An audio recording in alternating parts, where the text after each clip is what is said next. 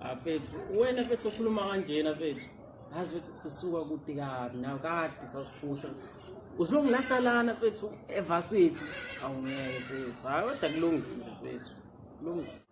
afethu wena cebo God bless you. Same to you too.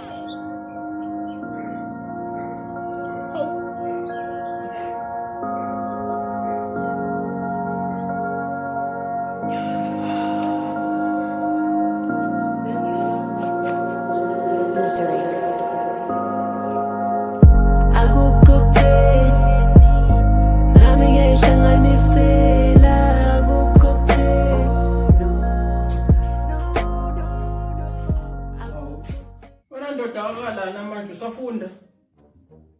lutho ngala sazamhlanganisa nami yabo umuntu ezophansi manje manake wena ngoba lokho angikuseni uzokuya manje ntambama kade uhleliphi but no never mind that question it's fine Fitz kade ngiyobona umjidwa sohlala naye Howard usho ukuthi usugibele imoto washona eHoward wabuya weza la angisho lokho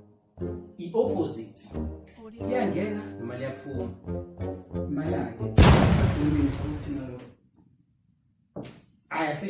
sishiyelenga kodwa wena mfethu menzi bengicela singawucishi ugesi angizwani ukuthi ngilale ebumnyameni yabo ngiba namaphupha amabi manje ngicela silale ekhaya. Oh, how? Okay, kulungile konke inga like vele nami yabo ngiyathanda ukuthi ngilale endlini kukhanya yabo for ukuthi ngingathi ngibamba umcamelo wakho mhlawumbe ngithole sengibamba ikhanda lakhe into kanjalo yabo izimi kanjalo. Okay menzi ngiyakuzwa mina ngisalala manje uyakhumbula ekuseni uthi awugezana njengamanje uzolala futhi ungagezile ukuthi vele ngakhohlwa ukuthenga ithawula kodwa senansi ngibona ekseni ulale kahle mfethu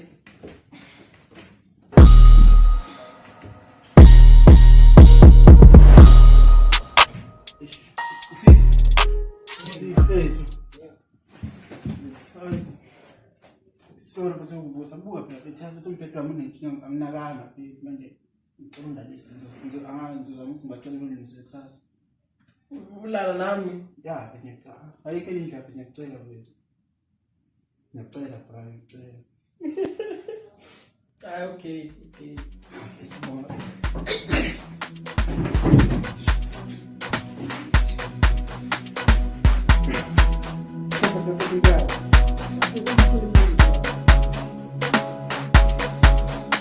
Gabi sono samini lapha emhlabeni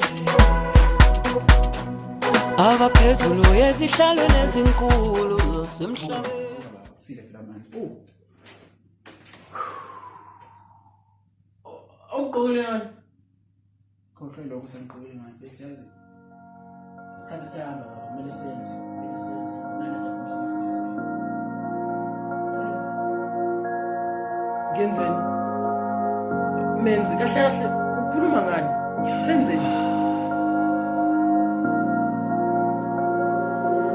Misery.